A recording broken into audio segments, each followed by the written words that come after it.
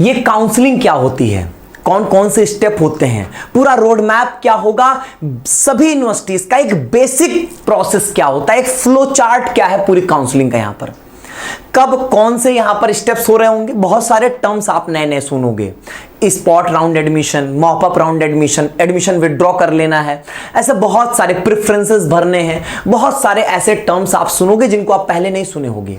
ये सब क्या होते हैं, तो जो पूरी काउंसलिंग का एक बेसिक स्ट्रक्चर होता है, मैं आपको इस वीडियो में वो सारी बातें आपसे मैं करने वाला हूं और आपको मैं कंप्लीट क्लैरिटी दे दूंगा कि आखिर आप अपने मन चाहे यूनिवर्सिटी में किस तरीके से यहां पर काउंसलिंग करवा के एडमिशन आप यहां पर ले पाओगे। सारी बातों को बहुत ध्यान सुनिएगा, जो भी आपके मन में प्रश्न आएंगे वो आप कमेंट बॉक्स में यहां पर बता सकोगे। सुनिए, सबसे पहली चीज यहां पर कि एक फ्लो चार्ट कैसे चलेगा यहां पर, कि सबसे पहले आपका एग्जाम ओवर होगा, 3 जून को यहां पर आपका एग्जाम खत्म होने वाला है, इसकी डेट तो यहां पर बिल्कुल फिक्स है यहां पर। फिर इसके बाद यहां पर आपकी आंसर की आएगी, जिसकी कोई डेट नहीं पता है, पहले प्रोविजनल आंसर की आएगी, उसको चैलेंज करने का मौका होगा, देन आपकी एक फाइनल आंसर की आती है। तो पहले जो प्रोविजनल आंसर की है, ये हम मान सकते हैं कि लगभग यहां पर 15 जून तक यहां पर आपके आंसर की आएगी। हम ये मान सकते हैं कि रिजल्ट जो होगा वो यहां पर 25 से 30 जून तक आपका यहां पर रिजल्ट आएगा। अब यहां पर बातचीत जब रिजल्ट हो जाएगा तो उसके बाद एनटीए का काम खत्म। अब हर एक यूनिवर्सिटी की जिम्मेदारी होगी अपना काउंसलिंग और एडमिशन प्रोसेस करवाने की। अब बात यहां पर ये उठती है क्या सर कॉमन काउंसलिंग नहीं होगी, अभी तक इसके रिगार्डिंग कोई डेवलपमेंट्स नहीं है, तो आप यही मान के चलो कि नहीं होगी। अब हर एक यूनिवर्सिटी अपनी काउंसलिंग प्रोसेस किस तरीके से करती है वो ध्यान से सुनिएगा। देखो, हर एक यूनिवर्सिटी का अपना नेचर कुछ कुछ अलग होगा, तो कुछ कुछ चीजें सबकी अलग अलग होंगी, वो तो एक अलग विषय होगा। फिलहाल अभी हम लोग एक बेसिक रोड मैप यहां पर देख रहे हैं जो सभी के जगह पे इंप्लीमेंट होगा। काउंसलिंग यहां पर 3 तरीके से होगी, आपके 3 स्टेप्स में होती है, आप ये कह सकते हो बेसिक 3 स्टेप्स होते हैं। एक यहां पर रजिस्ट्रेशन का, जिसमें आप अपने बेसिक डिटेल्स, डॉक्यूमेंट्स, क्लास 12 की डिटेल्स ये सब देते हो, अभी मैं डिटेल में इसके बारे में बताऊंगा। प्रेफरेंस फिलिंग मतलब हो गया कि आपकी चॉइस, आप क्या पढ़ना चाहते हो, कौन सा कोर्स, कौन सा सब्जेक्ट पढ़ना चाहते हो, कौन से कॉलेज में पढ़ना चाहोगे, कौन से कैंपस में, किस टाइप की सीट से, आप बेसिकली अपनी चॉइस दे रहे हो। तो जैसे आपको खाने के लिए 10 आइटम दे दिया जाएगा तो अपनी चॉइस बताओगे ना, सबसे पहली चॉइस मेरी ये, फिर ये है, फिर ये, तो बस इसी को बोलते हैं प्रेफरेंस फिलिंग, और कुछ नहीं होता है। अलॉटमेंट, आप अपना जब प्रेफरेंस दे दोगे तो आपके मेरिट के अनुसार, आपके मार्क्स के अनुसार आपको सीट मिलेगी ना। अब उसमें भी ऐसा होगा कि भाई सीट मिलेगी, आप फी पेमेंट करोगे, कॉलेज या यूनिवर्सिटी आपकी डॉक्यूमेंट का वेरिफिकेशन करेगी, तो वही वहां पर कई सारे स्टेप्स होते हैं, तो उनकी बातचीत होगी। सबसे पहले थोड़ा सा डेट्स की बातचीत करें। सबसे पहली चीज होती है आपकी रजिस्ट्रेशन। ये रजिस्ट्रेशन यहां पर आपके रिजल्ट के बाद बहुत सारी यूनिवर्सिटीज शुरू करेंगी, कुछ यूनिवर्सिटीज यहां पर आंसर की और रिजल्ट के बीच में आपकी शुरू कर देंगी, और कुछ ऐसे यूनिवर्सिटीज हैं जो कि आपके यहां पर आपका एग्जाम ओवर हुआ और आंसर की आने के बीच में शुरू कर देंगे। तो आप ये मानकर चल लो कि जो बेसिक रजिस्ट्रेशन होगा वो यहां पर आप ये मान के चल लो कि 7 जून से लेकर और ये यहां पर आपके आफ्टर रिजल्ट तक यहां पर ये बेसिक रजिस्ट्रेशन जो है वो चलता है। लेकिन ये जो प्रेफरेंस भरने वाली बातें होती हैं, ये चूंकि यहां पर क्या होता है, यहां पर मार्क्स मैटर करता है, तो जब तक आपको मार्क्स नहीं मिलेंगे, जब तक आपका रिजल्ट नहीं आएगा, तब तक आप कोई भी प्रेफरेंस यहां पे फिल नहीं करोगे। तो ये आफ्टर रिजल्ट होगा, और सीधी सी बात है अलॉटमेंट जो होगा वो आपके प्रेफरेंस भरने के 8-10 दिन बाद यहां पर आपके जो है वो रिजल्ट जो है, मतलब अलॉटमेंट एक काइंड ऑफ यूनिवर्सिटी का रिजल्ट हो गया। आपने बीएचयू के लिए काउंसलिंग कराया तो बीएचयू का रिजल्ट आएगा तो उसको बोलेंगे बीएचयू का अलॉटमेंट हो रहा है, डीयू के लिए कराओगे तो डीयू का अलॉटमेंट होगा। ये रहा यहां पर एक बेसिक फ्लो चार्ट। अब यहां पर एक एक चीजों को बहुत बारीकी से समझते हैं। यहां पर सबसे पहली चीज बेसिक रजिस्ट्रेशन, एक्सपेक्टेड डेट मैंने बताया कि आपके एग्जाम खत्म होने के बाद से लेकर आंसर की के बीच में भी कुछ यूनिवर्सिटी शुरू करेंगी, कुछ यूनिवर्सिटी जिसमें सबसे मोस्ट प्रायोरिटी आप ये मान के चलो डीयू सबसे पहले शुरू करेगी, फिर आपके आंसर की से रिजल्ट के बीच में भी कुछ लोग शुरू कर देंगे, उसमें बीएचयू आ सकता है आपका, और उसके बाद रिजल्ट के बाद बहुत सारी यूनिवर्सिटीज यहां पर आपके काउंसलिंग प्रोसेस शुरू करेंगी। बहुत सारी यूनिवर्सिटीज क्या करती हैं, ये दोनों एक साथ ओपन करेंगे रिजल्ट आने के बाद, दोनों एक साथ, एक ही साथ आपका यहां पर जो है वो रजिस्ट्रेशन, प्रेफरेंस भरना सब सब एक साथ कर दोगे, फाइनली उनका वहां पर सिर्फ रिजल्ट आएगा। कुछ 8-10 दिन का मौका दिया जाएगा ये दोनों प्रोसेस करने के लिए, और फिर यहां पर आपका रिजल्ट आएगा। 10, 15, 20 दिन भी देते हैं, वो हर एक यूनिवर्सिटी का अलग अलग यहां पर वेरी करेगा। कैसे पता चलेगा? मालवीय एकेडमी में सब कुछ आपको बताया जाएगा, बस आप जुड़े रहना, सब्सक्राइब करके रखोगे, नोटिफिकेशन ऑन रहेगा, तो आपको सारी इंफॉर्मेशन यहां पर मिलती रहेंगे। बेसिक रजिस्ट्रेशन की एक्सपेक्टेड डेट होगी, क्या क्या होता है भैया इसमें आपकी सारी पर्सनल डिटेल्स ही आपसे भरवाएंगे, ठीक है, जैसा आप जानते हो वो सारी चीजें होंगी। अब इसमें मेन पॉइंट ध्यान से सुनो, आप अपनी डीओबी, आप अपना कैटेगरी, ये सब चेंज करोगे। नाम हो गया, जो आपने सीयूटी के एप्लीकेशन फॉर्म में जो आपने नाम भरा था, जो आपने रजिस्टर्ड ईमेल आईडी थी, जो रजिस्टर्ड फोन नंबर था, वो सारी चीजें आप चेंज नहीं कर सकोगे। सबसे पहली चीज, आपका जो सीयूटी का एप्लीकेशन नंबर होगा, डेट ऑफ बर्थ होगी, वही डाल के आप रजिस्ट्रेशन प्रोसेस शुरू करोगे। फिर उसके बाद क्या होगा कि आपकी जो रजिस्टर्ड ईमेल आईडी होगी उस पर ओटीपी जाएगी, वहीं से आपका रजिस्ट्रेशन होगा। वहां आप एक नया पासवर्ड सेट करोगे, फिर आपका एप्लीकेशन नंबर और जो नया पासवर्ड सेट करोगे उस यूनिवर्सिटी के लिए, उसी की मदद से उस यूनिवर्सिटी के पोर्टल पे हमेशा आप लॉगिन कर रहे होंगे। ठीक बात यहां पे। चलो, नाम आप एडिट नहीं कर सकते हो, क्लास 12 की डिटेल्स आपको यहां पर देनी होंगी, डॉक्यूमेंट्स अपलोड करने होंगे। अब इसमें डॉक्यूमेंट्स में आपको अपने 10th 12th की मार्कशीट देनी होंगी, 12th का आपका जो बोर्ड की वेबसाइट से डाउनलोड हुआ वही चल जाएगा। कैटेगरी, आपको यहां पर कैटेगरी सर्टिफिकेट देना होगा, ईडब्ल्यूएस, ओबीसी, एससी एसटी वालों को। ईडब्ल्यूएस और ओबीसी वाले अपना नया सर्टिफिकेट जरूर बनवा लें, क्योंकि यहां पर डीयू की अगर हम बातचीत करें तो 1 अप्रैल 2025 के बाद का ही मानेगा, बीएचयू 1 जनवरी 2025 के बाद का मानेगा। तो हर एक यूनिवर्सिटी में यहां पर जो है वो ओबीसी और ईडब्ल्यूएस के डेट्स को लेकर यहां पर बातें चलती हैं। सेंट्रल लेवल का सर्टिफिकेट होना चाहिए, एकदम क्लियर बात आप यहां पर जानकर रखिए। इसका वीडियो मैं अलग से भी दे चुका हूं डॉक्यूमेंट का, तो उसको देख लीजिएगा। गैप ईयर के सर्टिफिकेट की अगर मैं बातचीत करूं तो सबसे ज्यादा प्रश्न उठता है कि अगर मेरा गैप ईयर है तो इसका कोई एफिडेविट या सर्टिफिकेट देना होगा। कुछ यूनिवर्सिटीज मांगती हैं, कुछ यूनिवर्सिटीज नहीं मांगती हैं। बहुत सारी यूनिवर्सिटीज नहीं मांगेंगे, जैसे डीयू बीएचयू नहीं मांगेगा आपसे। अब सुनो, जहां पर मांगेगा मोस्ट ऑफ दी जगहों पे यूनिवर्सिटी अपना खुद का एक फॉर्मेट दे देती है कि भैया इसी फॉर्मेट पे भर के आप जमा करेंगे, ठीक है। नहीं भी मांगेगा, मतलब यूनिवर्सिटी ने अगर फॉर्मेट नहीं भी दिया तो गैप ईयर का एफिडेविट बहुत आसान है, जहां से स्टाम्प पेपर मिलता है, जहां से एग्रीमेंट्स बनते हैं, वहां पे आप जाओगे, सिंपली उनसे बोलोगे 10 रुपए के स्टाम्प पेपर पे आपका एफिडेविट वो बना के आपको दे देंगे। बहुत ईजी और छोटा काम है, इसका बहुत लोड लेने वाली बात नहीं है। और ये मैं कतई नहीं बता सकता हूं कि ये वाली यूनिवर्सिटी, जो मेजर यूनिवर्सिटीज मैं बता सकता हूं, मेजर और बड़ी यूनिवर्सिटीज मोस्ट ऑफ दी तो नहीं लेती हैं, ठीक है। कुछ यूनिवर्सिटीज लेंगी यहां पर। अब वो आप उस यूनिवर्सिटी में अप्लाई करते हो कि नहीं करते हो, कैसे, पहले से मैं बता दूं। इसके बाद यहां पर आपकी सबसे मोस्ट इंपॉर्टेंट, ये सबसे बड़ा धोखा होता है साइबर कैफे वाले से आप अगर भरवाते हो तो क्या होता है, यहां पर कहता है बैंक डिटेल्स फॉर रिफंड। जैसे कि मान लीजिए आप एडमिशन ले लिए किसी यूनिवर्सिटी में, बीएचयू में आपने एडमिशन लिया, फी पेमेंट किया। अब क्या होगा कि आपको ऐसा हो गया कि आपका डीयू के हिंदू कॉलेज में एडमिशन हो गया, तो आप बीएचयू से विदड्रॉ कर सकते हो अपना एडमिशन, मतलब वापस ले सकते हो, तो आपकी फीस रिफंड होगी। तो वो पैसा कहां भेजेगी यूनिवर्सिटी? वो पैसा यहां पर आपके बैंक डिटेल्स जो आप भरे रहोगे फॉर्म में, रजिस्ट्रेशन में ही आएगा ये चीज आपका, उसी में आपको भेजेगा। कई बार क्या होता है, साइबर कैफे वाले अपनी बैंक डिटेल्स दे देते हैं और पैसा उसी में जाएगा, और आप यूनिवर्सिटी में परेशान रहोगे, बार बार यूनिवर्सिटी दौड़ोगे, यूनिवर्सिटी कहेगी हम तो पैसा भेज दिए, अब आपको पता ही नहीं होगा कि हमारा पैसा कहां गया। तो इसका यहां पर आपको ध्यान देना होगा। इसके बाद सबसे मोस्ट इंपॉर्टेंट स्टेप, ये तो एक बेसिक रजिस्ट्रेशन था आपका, सबसे मेजर और मोस्ट इंपॉर्टेंट स्टेप होता है प्रेफरेंस फिलिंग। बेसिकली ये जानते हो क्या है, आप सीयूटी का एग्जाम क्यों दिए हैं? ग्रेजुएशन करने के लिए। ग्रेजुएशन में कुछ एक पर्टिकुलर कोर्स आप करना चाहते हो, BA, BSc, BCom, BTech, BLLB, कुछ ऐसा कोर्स करना चाहते हो।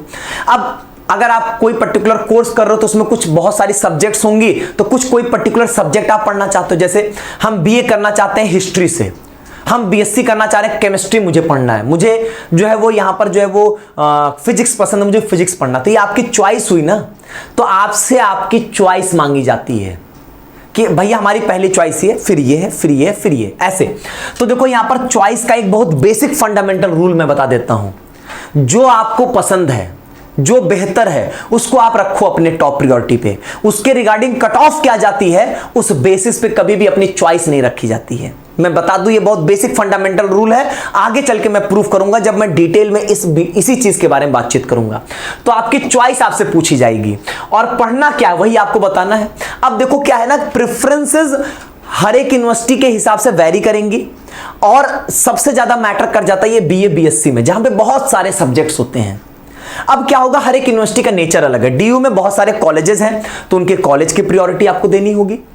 अब बीएचयू में क्या होता है कि बीएचयू में यहां पर सब्जेक्ट्स हैं, कैंपस है, कैंपस के साथ कुछ एफिलिएटेड कॉलेजेस हैं तो उनकी प्रायोरिटी देनी होगी। बीएचयू में रेगुलर पेड सीट की बातें आने लगती हैं तो उनकी प्रायोरिटी आपको देनी होगी। इलाहाबाद यूनिवर्सिटी में क्या है कि आप मेन कैंपस के लिए प्रेफरेंसेस भरते हो, इनके एफिलिएटेड कॉलेजेस का सिस्टम अलग है। कुछ एफिलिएटेड कॉलेजेस अपने वेबसाइट पे जो है वो आपको फॉर्म फिलअप कराएंगे, रजिस्ट्रेशन करवाएंगे, सारा प्रोसेस करवाएंगे। कुछ ऐसा होगा जो यूनिवर्सिटी की ही वेबसाइट से उनका सारा काम हो जाएगा।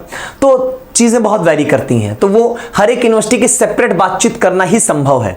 लेकिन बेसिक आइडिया यही लगता है यहां पर कि आपको आपके कोर्स की चॉइस चूज करनी है। हो सकता है आप बीए बीएससी बीकॉम तीनों के लिए एलिजिबल हो, तो आप क्या करना चाहते हो, बीए फिर बीएससी फिर बीकॉम, तो ये आप अपने कोर्स की जो है वो एक प्रायोरिटी देते हो। आपके पास उस कोर्स में बहुत सारे सब्जेक्ट्स हैं, आप कौन सा सब्जेक्ट पढ़ना चाहते हो उसकी चॉइस दोगे। पहले नंबर पे मान लो पहला नहीं मिला, आपकी मेरिट जो है वो उस सब्जेक्ट की कट ऑफ को मीट नहीं करती है, तब दूसरा, फिर तीसरा, फिर चौथा, फिर पांचवा, ऐसे आप अपने प्रेफरेंसेस दोगे जितने अवेलेबल होंगे वहां पे। कॉलेज कैंपस, अब ऐसा है कि भाई उस यूनिवर्सिटी में बहुत सारे कॉलेजेस हैं, हो सकता है कि ऐसी कोई यूनिवर्सिटी है जिसमें यूनिवर्सिटी का मेन कैंपस है, फिर उससे जुड़े हुए कुछ एफिलिएटेड कॉलेजेस हैं, तो उस हिसाब से आप उनकी प्रायोरिटी यहां पर दे रहे होगे। आपका क्या मन है, आप हिंदू में पढ़ना चाहते हो, हंसराज में पढ़ना चाहते हो, आपका मन कहां पे है वो आप अपनी प्रायोरिटी यहां पर दोगे। वही यही सब चीजें जो होती हैं वो प्रेफरेंस होती हैं। हाँ, होगा क्या कि ये सब प्रेफरेंसेस जो होती है वो मिला जुला रूप चलता है, मतलब इन सब चीजों को मिला के भरना होता है कि हम BSc honours chemistry Hindu college से करना चाहते हैं, पहली प्रेफरेंस हो गई। हम यहां पर BSc honours chemistry Miranda house से करना चाहेंगे, मेरी पहली प्रेफरेंस हो गई यहां पे। तो इस तरीके से आप अपनी प्रेफरेंसेस यहां पर प्रोवाइड करते हैं। अब ये कोर्स वाइज चीजें वैरी करेंगी, यहां पर हर एक कोर्स में एक जैसी बातचीत नहीं होती है, कहीं पर इस तरीके की बातें भी आएंगी, रेगुलर पेड सीट, तो वहां पर भी आपको देखना होगा। ठीक है, तो कुल मिला के आप पढ़ना क्या चाहते हो वही, अगर आप जो अपनी चॉइसेस बताओगे, अपनी प्रेफरेंस मतलब अपनी पसंद आपको बतानी, आपको पसंद क्या है यहां पे। ठीक है, चलो अब यहां पर बात आती है सीट अलॉटमेंट की। एक तरीके से यूनिवर्सिटी का रिजल्ट आएगा, उस यूनिवर्सिटी में आपका सिलेक्शन हुआ या नहीं हुआ। अब ध्यान से सुनो, क्या होगा, रिजल्ट आएगा। रिजल्ट आएगा राउंड 1 का, मतलब क्या सर कई राउंड होते हैं, हाँ बिल्कुल होते हैं। जरूरी थोड़ा ना कि एक ही राउंड में उनके सारी सीट्स भर जाएं, तो वो कई राउंड्स में एडमिशंस लेते हैं। अब ऐसा भी तो है, आप ही एक बच्चे होगे जो डीयू में भी भरोगे, बीएचयू में भी भरोगे, एयू में भी, जेएनयू में भी, जेएमआई में भी, सब में आप भरोगे, करोगे ना ऐसा आप। अब मान लीजिए आपको एक समय, सबसे पहले मान लीजिए डीयू ने रिजल्ट निकाल दिया, आपका डीयू में एडमिशन हो रहा होगा, तो ऑब्वियस सी बात है आप अपने आप को सेफर जोन में रखने के लिए वहां पर एडमिशन लोगे। लेकिन थोड़े समय बाद बीएचयू का रिजल्ट आया, थोड़े समय बाद जेएनयू का रिजल्ट आया, वहां पर आपका हो गया। अब आप तीन में से किसी एक ही यूनिवर्सिटी में पढ़ोगे, आपने जेएनयू चूज कर लिया, तो बीएचयू डीयू आप छोड़ोगे ना। तो ऐसे बच्चे छोड़ते हैं, तो क्या होता है, सीट खाली होती है। अब जो सीट खाली होगी, ऑब्वियस सी बात है, उस पे फिर से यहां पर अपना ये राउंड का एडमिशन लेकर आते हैं। हर एक यूनिवर्सिटी का वैरी करेगा, कोई 4, 5, 6, 7 राउंड तक भी लेकर जाएगा, कोई 3 राउंड 4 राउंड में भी खत्म करेगा। वो डिपेंड करता है सीट किस तरीके से भरी जा रही है वहां पर। राउंड 1 का रिजल्ट आया, मान लो राउंड 1 का रिजल्ट आएगा, या तो सीट मिलेगी या तो सीट नहीं मिलेगी, दो में से एक चीज होगा।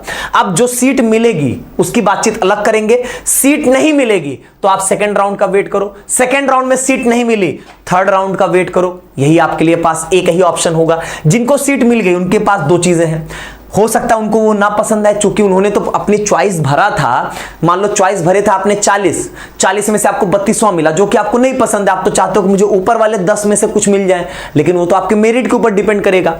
अगर आपको पसंद है, जो आपको मिला वो आपको पसंद है, और या तो वो नहीं पसंद आएगा। अगर आपको पसंद है तो आप उस सीट को एक्सेप्ट कर लोगे कि हाँ भैया मैं इसको लूंगा। यहां पर एक्सेप्ट ऐसे नहीं होगा, एक्सेप्ट में 2 चीजें होंगी, डॉक्यूमेंट वेरिफिकेशन और फी पेमेंट। यहां पर डॉक्यूमेंट वेरिफिकेशन मतलब आपने जो डॉक्यूमेंट दिया वो सही है नहीं सही है, यूनिवर्सिटी ने जो रूल्स रेगुलेशन टर्म्स कंडीशंस दिया था उसके अकॉर्डिंग आपके डॉक्यूमेंट्स हैं या नहीं है। अब ये 2 तरीके से होते हैं। बहुत universities, most of the universities online करेंगी, लेकिन कुछ यूनिवर्सिटी जैसे आपकी इफ्लू है, यहां पर इफ्लू, वो यहां पर क्या करती है, ऑफलाइन मोड में यहां पर जो है वो आपके डॉक्यूमेंट का वेरिफिकेशन करेगी। ऑफलाइन मोड मतलब होता है फिजिकल रिपोर्टिंग करना, अपने डॉक्यूमेंट्स को लेकर आप यूनिवर्सिटी में जाओगे, आपको बुलाया जाएगा, जिन भी बच्चों को लिस्ट आती है कि इन बच्चों को हम बुला रहे हैं, आप जाओगे और अपने डॉक्यूमेंट का फिजिकल वेरिफिकेशन कराओगे। और अगर ऑनलाइन मोड में हो गया, मोस्ट ऑफ द यूनिवर्सिटी से ड्यू बेचू सब ऑनलाइन ही कर देते हैं तो कोई लोड ही नहीं है। डॉक्यूमेंट वेरिफिकेशन होगा, फी पेमेंट का लिंक मिल जाएगा, आप फी पेमेंट करोगे तो आपका एडमिशन डन हो गया। अब यहां पर एक वर्ड आता है फ्रीज। फ्रीज का मतलब होता है कि मैं उस सीट को ले लिया हूं, अब मुझे यही सीट चाहिए तो मैंने ये ले लिया, इसमें कोई इफ बट मैं नहीं करने वाला हूं। ठीक बात यहां पे। अगर मुझे सीट नहीं पसंद है उसके बावजूद आपको एक्सेप्ट करना होगा। अगर आप चाहते हो कि आपको 32वें नंबर का मिला है तो आपको यहां पर जो है वो ऊपर वाले प्रेफरेंसेस मिले। आपको 32वां मिल गया, अच्छा एक बात जान लो, अगर यहां पर आपको मिल गया, मान लो 40 प्रेफरेंस आपने भरा था, 32वें नंबर की चॉइस आपको मिली है, आप सोचोगे कि हम अगले राउंड में सोच रहे हैं नीचे वाला मिल जाए, हमको वो पसंद है। नहीं, सिर्फ ऊपर जाने का रास्ता होता है, नीचे आने का कोई रास्ता नहीं है। ऊपर जा सकते हो। ऊपर कैसे जाओगे?